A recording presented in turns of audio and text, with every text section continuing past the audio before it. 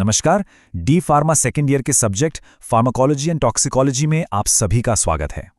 आज हम चैप्टर 6 शुरू करने जा रहे हैं, जिसका नाम है drugs acting on blood and blood forming organs. इसका मतलब है वो दवाएं जो हमारे खून और खून बनाने वाले अंगों पर काम करती हैं। तो चलिए इस जरूरी चैप्टर को समझना शुरू करते हैं। अच्छा, तो इस पूरे चैप्टर को आसानी से समझने के लिए हम इसे 5 हिस्सों में पढ़ेंगे। सबसे पहले हम देखेंगे introduction to drugs acting on blood, जिसमें हम इसका एक बेसिक परिचय लेंगे। उसके बाद हम हेमाटोनिक एजेंट्स एक्सप्लेन के बारे में जानेंगे। ये वो दवाएं हैं जो खून बनाने में मदद करती हैं।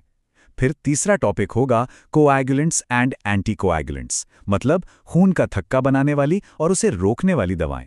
चौथा हम एंटीप्लेटलेट एजेंट्स एक्सप्लेन को समझेंगे। और आखिर में 5वां टॉपिक होगा थ्रोम्बोलाइटिक ड्रग्स एक्सप्लेन्ड का। ठीक है, तो पहले सेक्शन से शुरू करते हैं। Section 1, introduction to drugs acting on blood. इसका सब टाइटल है understanding the basics and key drug categories. मतलब इस हिस्से में हम इन दवाओं से जुड़ी बुनियादी बातें और उनकी मुख्य श्रेणियां यानी की कैटेगरीज क्या हैं वो समझेंगे। तो ये स्लाइड हमारे चैप्टर 6 का एक पूरा ओवरव्यू देती है। पहली लाइन है chapter 6 pharmacology and toxicology D pharma second year notes. हमारा टॉपिक है drugs acting on blood and blood forming organs. जैसा मैंने बताया, इसका मतलब है वो दवाएं जो खून और खून बनाने वाले अंगों पर असर डालती है। इस चैप्टर में हम इन दवाओं की definition, classification, pharmacological actions, dose, indications and contraindications यानी उनकी परिभाषा, वर्गीकरण, वो शरीर में कैसे काम करती हैं, उनकी डोज क्या है, उन्हें कब इस्तेमाल करना है और कब नहीं, ये सब जानेंगे। इसमें मुख्य रूप से 4 कैटेगरीज है। Number 1, hematonic agents. ये वो एजेंट्स हैं जो खून बनाने की प्रक्रिया में मदद करते हैं। Number 2, anticoagulants. ये दवाएं खून को गाढ़ा होने या थक्का बनने से रोकती हैं। Number 3, antiplatelet agents. ये दवाएं प्लेटलेट्स को एक दूसरे से चिपकने से रोकती हैं, जिससे थक्का न बने। और नंबर 4, थ्रोम्बोलाइटिक ड्रग्स। ये वो दवाएं हैं जो पहले से बन चुके खून के थक्कों को घोलने या तोड़ने का काम करती हैं। तो अब हम अपने दूसरे सेक्शन पर आते हैं। सेक्शन 2, हेमाटोनिक एजेंट्स एक्सप्लेन्ड, और सब टाइटल है the role of iron and maturation factors in blood formation. इस सेक्शन में हम विस्तार से समझेंगे कि खून बनने की प्रक्रिया, जिसे ब्लड फॉर्मेशन कहते हैं, उसमें आयरन और दूसरे मैचुरेशन फैक्टर्स की क्या भूमिका होती है। चलिए इस स्लाइड को ध्यान से समझते हैं। सबसे पहले है ब्लड यानी रक्त की परिभाषा। Blood is a fluid connective tissue that transports oxygen, nutrients and growth factors to individual cells of the body. इसका मतलब है कि खून एक तरल संयोजी ऊतक यानी फ्लूइड कनेक्टिव टिश्यू है जो हमारे शरीर की हर एक कोशिका तक ऑक्सीजन, पोषक तत्व और ग्रोथ फैक्टर्स को पहुंचाने का काम करता है। अब इसके कंपोनेंट्स यानी खून किन चीजों से मिलकर बना है? Cells, RBCs, WBCs, platelets, proteins, coagulation factors, amino acids, monosaccharides, minerals and water. अब आते हैं हेमाटोनिक एजेंट्स पर। This medication is an iron supplement used to treat or prevent low blood levels of iron such as those caused by anaemia or pregnancy. आसान शब्दों में कहें तो ये वो दवाएं हैं जो शरीर में आयरन की कमी का इलाज करने या उसे होने से रोकने के लिए दी जाती हैं, खासकर एनीमिया या गर्भावस्था जैसी स्थितियों में। अब इसका क्लासिफिकेशन देखते हैं। फ्लो चार्ट के हिसाब से हेमाटोनिक्स को 3 मुख्य भागों में बांटा गया है। पहला है आयरन, जिसे 2 तरीकों से दिया जा सकता है। ओरल आयरन यानी मुंह से लेने वाली दवा जैसे फेरस सल्फेट, और दूसरा पैरेंटरल आयरन यानी इंजेक्शन के जरिए दी जाने वाली दवा जैसे आयरन डेक्स्ट्रिन। दूसरा भाग है मैचुरेशन फैक्टर्स। इसमें आते हैं विटामिन B12 और फॉलिक एसिड। और तीसरा है एडजुवेंट हेमाटोनिक्स, जिसमें कॉपर, पिरिडॉक्सिन और रिबोफ्लेविन शामिल हैं। इस स्लाइड में हम अनीमिया और आयरन के बारे में कुछ और बातें जानेंगे। सबसे पहले anaemia. Anaemia is the decrease in number of red blood cells or haemoglobin content caused by blood loss, deficient erythropoiesis, haemolysis or combination. इसका मतलब है कि अनीमिया एक ऐसी स्थिति है जिसमें या तो लाल रक्त कोशिकाओं की संख्या कम हो जाती है या फिर हीमोग्लोबिन की मात्रा कम हो जाती है। ऐसा खून बह जाने, खून बनने में कमी या कोशिकाओं के टूटने की वजह से हो सकता है। Iron deficiency is the most common nutritional deficiency, यानी पोषक तत्वों की कमी में सबसे आम आयरन की कमी ही है। अब रिक्वायरमेंट्स देखते हैं, मतलब किसे कितनी जरूरत है। Infants and young children have higher iron requirement, यानी शिशुओं और छोटे बच्चों को आयरन की जरूरत ज्यादा होती है। Adult women have higher iron requirement because of menstrual losses. वयस्क महिलाओं में मासिक धर्म के कारण होने वाले खून के नुकसान की वजह से आयरन की ज़रूरत ज़्यादा होती है। During pregnancy, it is not necessary to have extra iron in the diet because absorption increases and menstruation stops. यहाँ एक बात ध्यान देने वाली है कि गर्भावस्था के दौरान शरीर में आयरन का एब्जॉर्प्शन तो बढ़ जाता है, लेकिन बच्चे के विकास के लिए कुल ज़रूरत भी बढ़ जाती है, इसलिए अक्सर सप्लीमेंट लेना पड़ता है। The fetus is likely to get enough iron even if its mother has low stores. अब आयरन का फंक्शन देखते हैं। Helps red blood cells carry oxygen, role in cytochrome oxidase enzyme. इसका मुख्य काम लाल रक्त कोशिकाओं को ऑक्सीजन ले जाने में मदद करना है। इसका डिस्ट्रीब्यूशन यानी ये शरीर में कहाँ होता है। Haem in haemoglobin, storage as ferritin and haemosiderin, transport as transferrin. और एक वयस्क इंसान में कुल आयरन लगभग total body iron is equal to 3.5 gram होता है। यहाँ हम आयरन के फार्माकोलॉजिकल एक्शंस और डोज के बारे में जानेंगे। Iron is necessary for the production of haemoglobin. Deficiency leads to microcytic hypochromic anaemia. इसका मतलब है कि हीमोग्लोबिन बनाने के लिए आयरन बहुत ज़रूरी है और अगर इसकी कमी हो जाए तो एक विशेष प्रकार का एनीमिया हो जाता है जिसे माइक्रोसिटिक हाइपोक्रोमिक एनीमिया कहते हैं। अब इस टेबल को देखते हैं। डोज ऑफ आयरन, इसमें रोज़ाना आयरन की कितनी मात्रा लेनी चाहिए ये बताया गया है।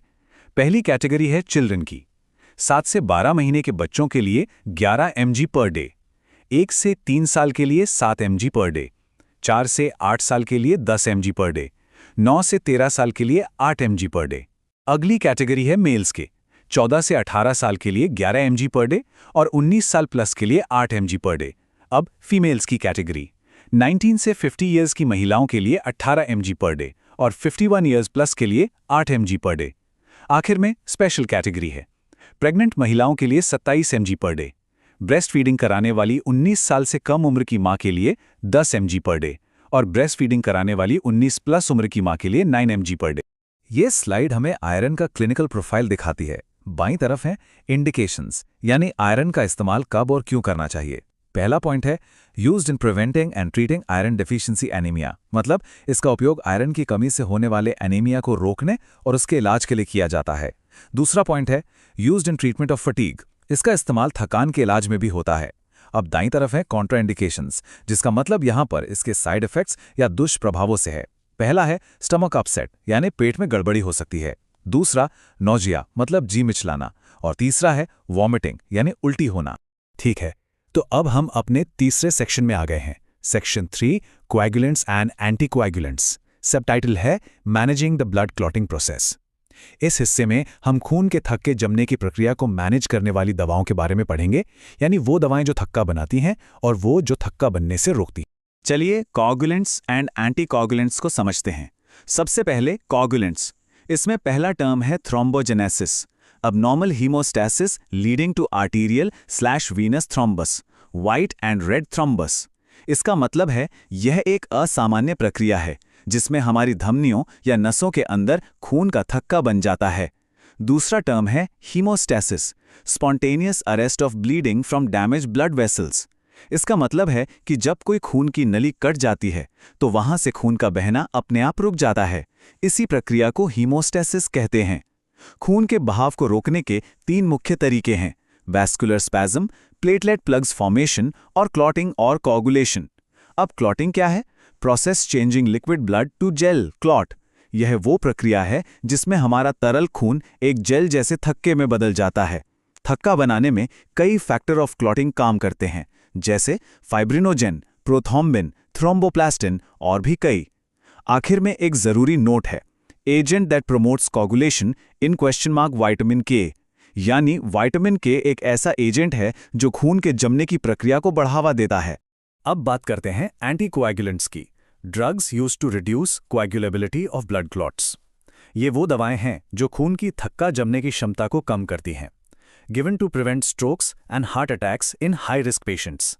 ये उन मरीजों को दी जाती हैं जिन्हें स्ट्रोक या हार्ट अटैक का ज्यादा खतरा होता है। Most important anticoagulant is heparin. इसमें सबसे महत्वपूर्ण एंटीकोएगुलेंट हेपरिन है। अब इसका क्लासिफिकेशन देखते हैं। एंटीकोएगुलेंट्स को देने के तरीके के आधार पर 2 मुख्य भागों में बांटा गया है: पैरेंट्रल यानी इंजेक्शन से, और ओरल यानी मुंह से लेने वाली दवाएं।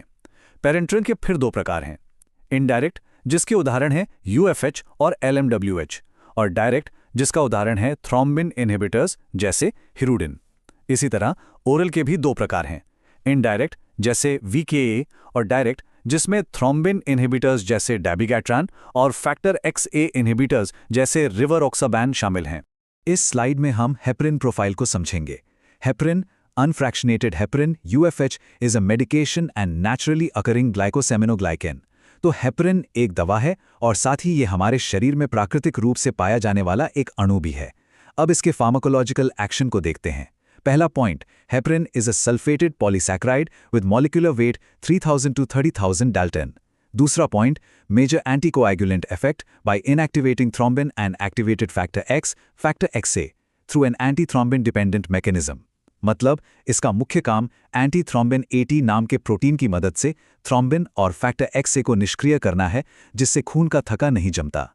तीसरा point, heparin binds to 80 through a high affinity pentasaccharide. Heparin एक खास तरह के पेंटासैकेराइड के जरिए एंटी थ्रोम्बिन से जुड़ता है। चौथा point, for inhibition of thrombin, heparin must bind to both the coagulation enzyme and AT। जैसा कि आप नीचे दिए गए डायग्राम में देख सकते हैं, हेपरिन एक पुल की तरह काम करता है, जो AT और थ्रोम्बिन दोनों को एक साथ पकड़ लेता है, जिससे थ्रोम्बिन निष्क्रिय हो जाता है और अपना काम नहीं कर पाता। यहाँ हम हेपरिन के क्लिनिकल डिटेल्स देखेंगे। सबसे पहले डोज की बात करते हैं। इसे दो तरह से IV में दिया जा सकता है, इंटरमिटेंट IV यानी रुक कर, जिसकी खुराक यहाँ दी गई है, और दूसरा है कंटिन्यूअस IV यानी लगातार, जिसकी खुराक भी यहाँ लिखी है। अब इंडिकेटेड सेक्शन को देखते हैं। वैसे तो इंडिकेटेड का मतलब होता है कि दवा कब इस्तेमाल करनी है, लेकिन इस स्लाइड में इस हेडिंग के नीचे इसके संभावित दुष्प्रभाव और सावधानियां बताई गई हैं, जैसे ब्लीडिंग यानी रक्तस्राव का खतरा, पेन दर्द हो सकता है, लो ब्लड प्लेटलेट्स या थ्रोम्बोसाइटोपिनिया यानी प्लेटलेट्स की संख्या कम हो सकती है, greater care needed in poor kidney function, मतलब जिन लोगों की किडनी ठीक से काम नहीं करती उनमें बहुत सावधानी बरतनी पड़ती है। अब कॉन्ट्राइंडिकेटेड सेक्शन यानी हेपरिन का इस्तेमाल का बिल्कुल भी नहीं करना चाहिए, जैसे इंक्रीज रिस्क ऑफ ब्लीडिंग की स्थिति में, uncontrolled blood pressure, liver disease, stroke और बाकी सभी स्थितियां जो यहाँ लिस्ट की गई हैं।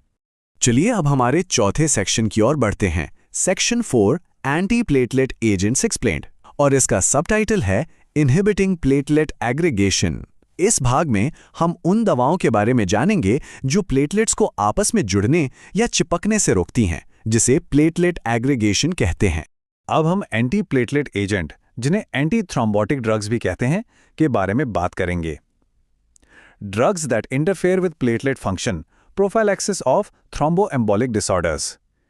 ये वो दवाएं हैं जो प्लेटलेट की काम करने के तरीके में हस्तक्षेप करती हैं। Also known as platelet aggregation inhibitors, make platelets less sticky. इन्हें प्लेटलेट एग्रीगेशन इनहिबिटर भी कहा जाता है, क्योंकि ये प्लेटलेट्स को कम चिपचिपा बना देती हैं। Prevents clots that cause strokes और हार्ट अटैक्स। ये उन थक्कों को बनने से रोकती हैं जिनसे स्ट्रोक या हार्ट अटैक हो सकता है। अब देखते हैं classification of anti platelet drugs. पहली श्रेणी है थ्रोम्बोक्सिन सिंथेसिस इनहिबिटर, जिसका सबसे आम उदाहरण है एस्पिरिन। दूसरी प्लेटलेट CAMP एनहेंसर, इसका उदाहरण है डाइपिरिडामोल। तीसरी श्रेणी है P2Y12 रिसेप्टर ब्लॉकर्स, इसमें टिक्लोपिडीन, क्लोपिडोग्रेल जैसी दवाएं आती हैं। और चौथी हैं GPIB/3A एंटागोनिस्ट, जिसमें एप्सिक्सिमैब, एप्टिफिबाइटाइड जैसी दवाएं शामिल हैं। इस स्लाइड में हम एस्पिरिन प्रोफाइल को समझेंगे। Aspirin reduces risk of serious vascular events in high risk patients, first line antiplatelet drug. Aspirin ज्यादा जोखिम वाले मरीजों में गंभीर वैस्कुलर घटनाओं के खतरे को कम करती है। ये एक फर्स्ट लाइन यानी पहली पसंद की एंटीप्लेटलेट दवा है। इसका फार्माकोलॉजिकल एक्शन क्या है? Aspirin acetyl salicylic acid irreversibly inhibits prostaglandin H synthase cyclooxygenase in platelets and megakaryocytes। इसका मतलब है कि एस्पिरिन प्लेटलेट्स के अंदर साइक्लोऑक्सीजनेज नाम के एंजाइम को irreversibly यानी स्थायी रूप से रोक देती है। Blocks formation of thromboxane, potent vasoconstrictor and platelet aggregation. इससे थ्रोम्बोक्सिन का बनना रुक जाता है, जो प्लेटलेट्स को जोड़ने का काम करता है। Because platelets cannot regenerate cyclooxygenase, the effect lasts for the lifespan of the platelet, 8 to 10 days. और क्योंकि प्लेटलेट्स इस एंजाइम को दोबारा नहीं बना सकते, एस्पिरिन का असर उस प्लेटलेट के पूरे जीवन काल यानी लगभग 8 से 10 दिनों तक बना रहता है। यहाँ हम एस्पिरिन के क्लिनिकल डिटेल्स पर चर्चा करेंगे। Normal haemostasis regained when 20% of platelets have normal cyclooxygenase activity. अब इसकी डोज देखते हैं। ये 81 mg, 325 mg, 500 mg की टैबलेट्स में उपलब्ध है। अब इंडिकेशंस यानी इसका इस्तेमाल कब करते हैं? पेन, फीवर, इन्फ्लेमेशन यानी दर्द, बुखार और सूजन में। Reducing risk of CV death in suspected MI मतलब हार्ट अटैक की आशंका होने पर मृत्यु के जोखिम को कम करने के लिए। प्रिवेंशन ऑफ टीआई आइसोसीज आफ्टर कैरोटिड एंडार्टरेक्टमी। अब कॉन्ट्राइंडिकेशंस यानी इसका उपयोग कब नहीं करना चाहिए। Hypertension, upset stomach, heartburn, drowsiness, mild headache जैसी स्थितियों में। साथ ही सीवियर नॉजिया, वॉमिटिंग या फीवर ग्रेटर देन 3 डेज यानी 3 दिन से ज़्यादा बुखार होने पर भी इसका इस्तेमाल नहीं करना चाहिए। और अब हम अपने इस चैप्टर के अंतिम सेक्शन पर आ गए हैं, सेक्शन 5, थ्रोम्बोलिटिक ड्रग्स एक्सप्लेन्ड। इसका सबटाइटल है the clot busters for acute blockages. जैसा कि नाम से ही पता चल रहा है, ये क्लॉट बस्टर्स हैं, यानी वो दवाएं जो खून की नलियों में बनी गंभीर रुकावटों या थक्कों को तोड़ने का काम करती हैं। चलिए थ्रोम्बोलिटिक ड्रग्स को समझते हैं। Also called fibrinolytic therapy, breakdown of blood clots using medication. इन्हें फाइब्रिनोलिटिक थेरेपी भी कहा जाता है। इसमें दवाओं का इस्तेमाल करके खून के थक्कों को तोड़ा या घोला जाता है। Used in ST elevation MI, stroke, severe Venus thromboembolism. इनका उपयोग कुछ खास तरह के हार्ट अटैक, स्ट्रोक और नसों में बने गंभीर थक्कों के इलाज में होता है। इनके फार्माकोलॉजिकल एक्शंस क्या हैं? Dissolving a major clot quickly to restart blood flow. इसका मुख्य काम है किसी बड़े थक्के को तेजी से घोलकर बंद हो चुके रक्त प्रवाह को फिर से शुरू करना। अब देखते हैं क्लासिफिकेशन। इन्हें 2 मुख्य भागों में बांटा गया है। पहला है नॉन फाइब्रिन स्पेसिफिक, जैसे स्ट्रेप्टोकाइनेस, एनिस्ट्रिप्लेज, यूरोकाइनेस। ये दवाएं सिर्फ थक्के पर ही नहीं बल्कि पूरे शरीर में काम करती हैं। दूसरा है फाइब्रिन स्पेसिफिक टीपीए, जैसे अल्टीप्लेज, रिटिप्लेज, टेनेक्टप्लेज। ये दवाएं ज्यादातर सिर्फ फाइब्रिन यानी थक्के पर ही असर करती हैं, इसलिए इन्हें ज्यादा सुरक्षित माना जाता है। ये स्लाइड हमें कुछ मुख्य थ्रोम्बोलाइटिक दवाओं की ट्रायल डोजेस के बारे में बताती है। चलिए टेबल को देखते हैं। पहली दवा है स्ट्रेप्टोकाइनेज।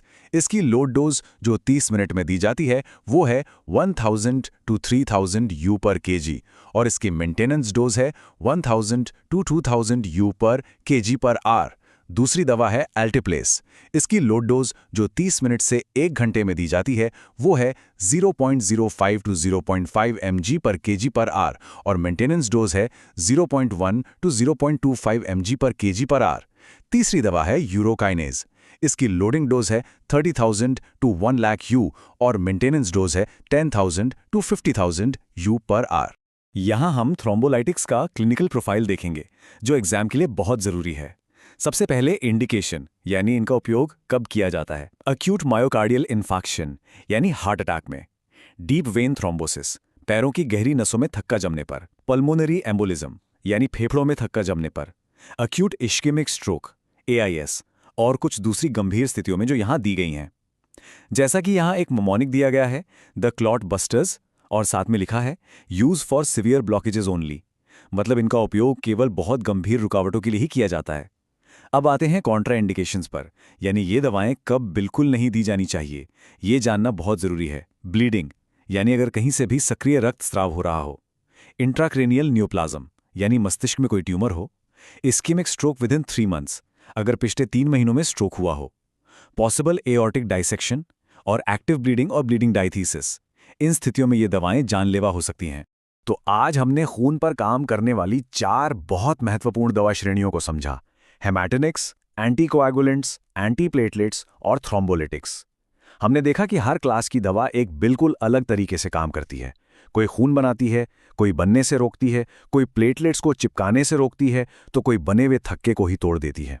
ये हमें इस जरूरी सवाल पर लाता है, how does understanding the specific mechanism of each drug class from synthesis inhibition in aspirin to enzymatic breakdown by thrombolytics inform treatment choices in a clinical setting. यानी हर दवा के काम करने के खास तरीके को समझना, जैसे एस्पिरिन का सिंथेसिस को रोकना या थ्रोम्बोलाइटिक्स का थक्के को एंजाइम से तोड़ना, ये क्लिनिकल सेटिंग में सही इलाज चुनने में हमारी कैसे मदद करता है, इस पर जरूर सोचिएगा। आज के लिए बस इतना ही। ध्यान देने के लिए धन्यवाद।